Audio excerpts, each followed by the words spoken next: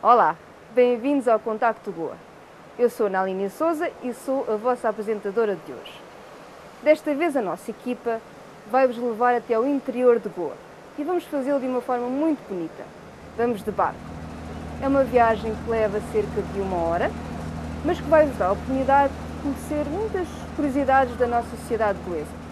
São as igrejas, os templos, são as capelas, o que vai-vos dar a ideia como aqui em Goa há uma mistura de religiões e todas as comunidades vivem em harmonia. Vão também poder ver os pescadores na sua faina, que também é uma das atividades principais de Goa. As suas pequenas aldeias ao longo do rio. Vão poder ver os homens a tirar a areia do rio para as construções, que aliás tem vindo a aumentar tremendamente aqui em Goa. Toda a gente quer ter a sua casinha, o seu hotel e tem sido muito batido pelo público em geral. Mas há mais do que isso. Vamos conhecer outras curiosidades sobre a flora de Goa. Uma das curiosidades que eu gosto muito é a história dos chilis, uma especiaria que não existia aqui na Índia e que foi trazida pelos portugueses no século XVI. E a verdade é que hoje em dia não há nenhum prato culinário indiano que não tenha chilis. Mas para vos falar mais sobre isso, nós temos um convidado muito especial. Vamos conhecê-lo. Estamos aqui na plantação de Savoy, em Goa, um dos locais onde podemos encontrar muito que é conhecido aqui em Goa em termos de flora e de fauna.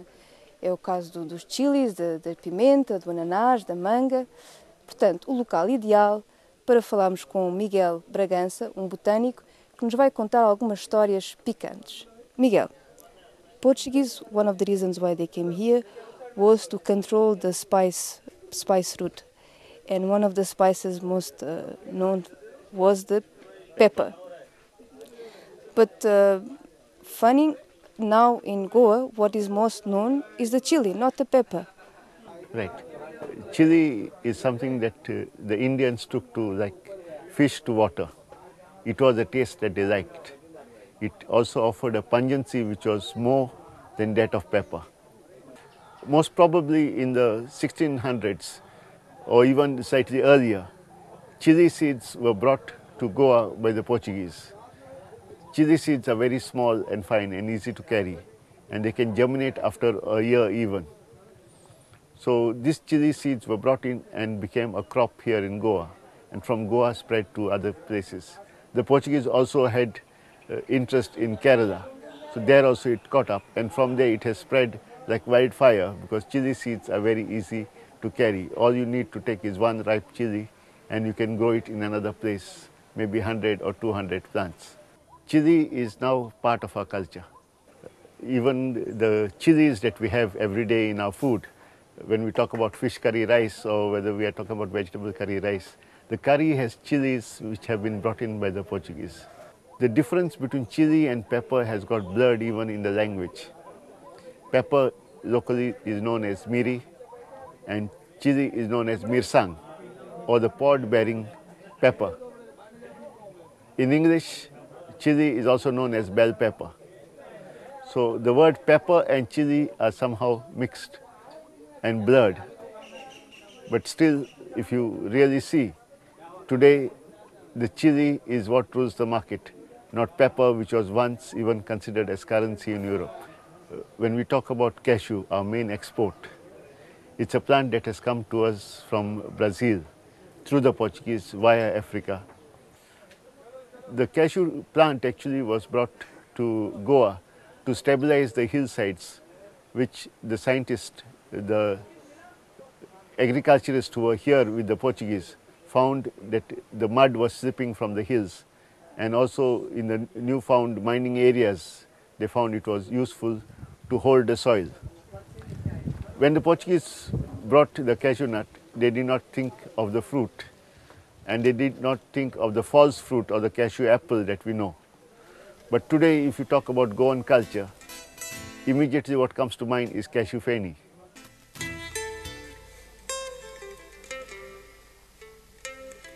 If you look at the exports from Goa, what is taken is cashew nuts. So cashew is a plant that came possibly to Goa after 1720, because there is no mention of that in Garcia de Orta's books. So most probably it wasn't there when he came. So 1720 plus somewhere it came. It may surprise most people to know that the cashew nut was first eaten in 1928. Before that, no one ever ate cashew nuts. Possibly famine or hunger is what made them eat the cashew nut in the rainy season. And then from 1929 started the exports because the Englishmen liked it. And it went to London first. Today cashew nut is a very popular crop and it is planted all over the place, not just mining area and not just hill slopes, but even in flat lands where crop is even irrigated. So cashew is a big gift to Goa especially and to the rest of Western Ghats area of India from the Portuguese coming from Brazil via Africa. We have a lot of other plants, whether the potato we eat every day or the breadfruit that we eat. All these have come to us from outside. And also we have had quite a few plants brought in by the Portuguese, but may not be from the original source, but come via Europe to us through the Portuguese. The mango, for example, was not brought by the Portuguese, but they help in some way to create more varieties, correct? Yes. The mango plant is native to the Indo-Burma border areas. It was always there in India, but we never had varieties which were named because the propagation was not known. The Portuguese, through their scientific research, were able to show us the first technique of grafting, the approach grafting, by which a particular plant could be multiplied and remain the same over generations. This multiplication process we learned from the Portuguese, and we have varieties with various names, Alfonso, or the Malcurad, or the Malgues, or the Montserrat. Many people think that the Portuguese brought the varieties here. They did not. They gave us a method of preserving the varieties that developed here in Goa. And to that extent, they have helped in creating a wide variety of mangoes that we can eat for at least 4 or 5 months of the year.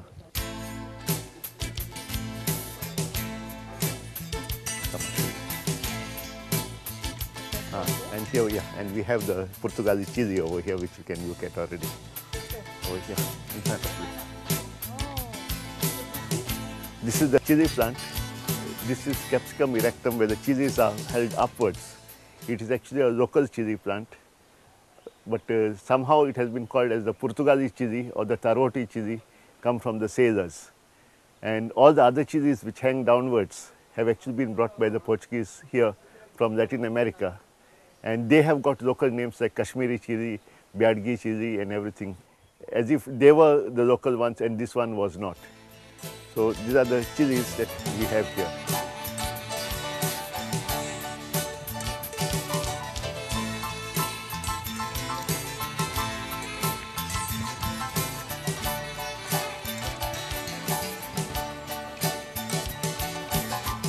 This is the hibiscus, locally known as Doshin. It's a plant that has come from the Caribbean and from Hawaii, where they have as many as 3,000 hybrids of this plant.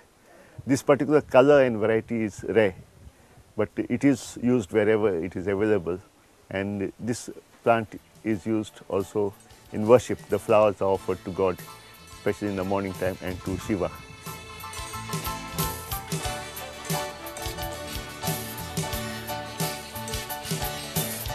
This is the nutmeg tree, and locally known as the zaifal. The inside kernel actually is the one that is wanted. It is used as a flavoring agent for confectionery as well as for food items. And now of late has been used for making masala feni, flavoring the cashew feni which is going abroad especially. The outside part of the nutmeg is used sometimes to adulterate mango pickles. It is taste and looks a little bit like mango pickle, especially when it is in brine. And for the nut you have outside aril, which is known as maize or patri. When it's mature, it is red in color, and that also is used as a condiment. Zaifal tree also has come from Indonesia and those areas to Goa. possibly brought by the Portuguese from the Moluccas.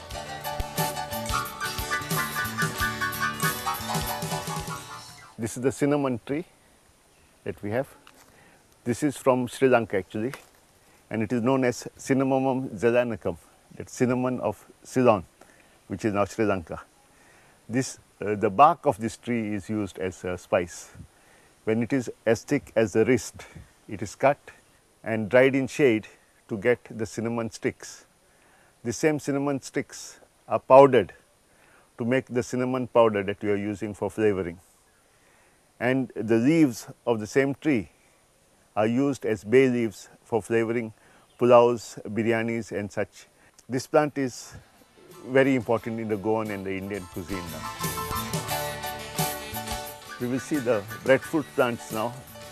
This tree was involved in the story of the mutiny on the Bounty.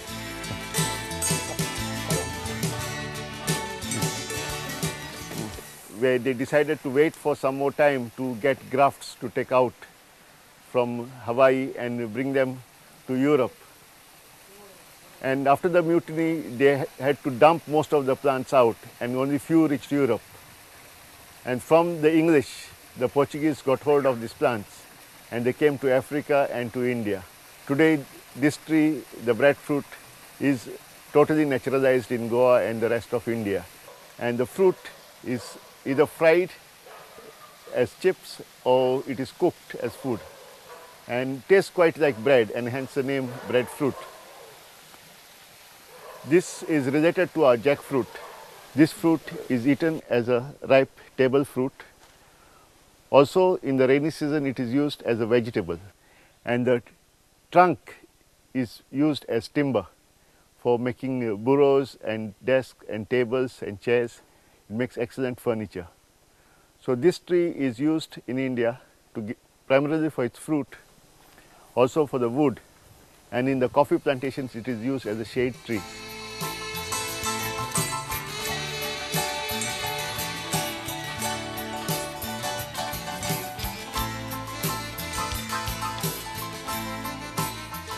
The pineapple is a plant that is used here as a ground cover.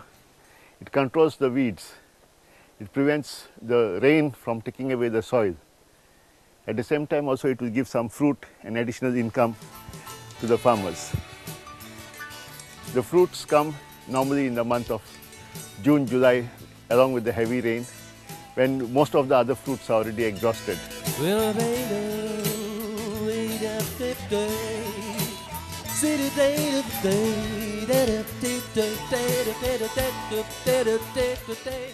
Now we'll look at another Averroa which is there, the carambola. Averroa carambola is also the scientific name of this star fruit. Caramel is what we call it locally.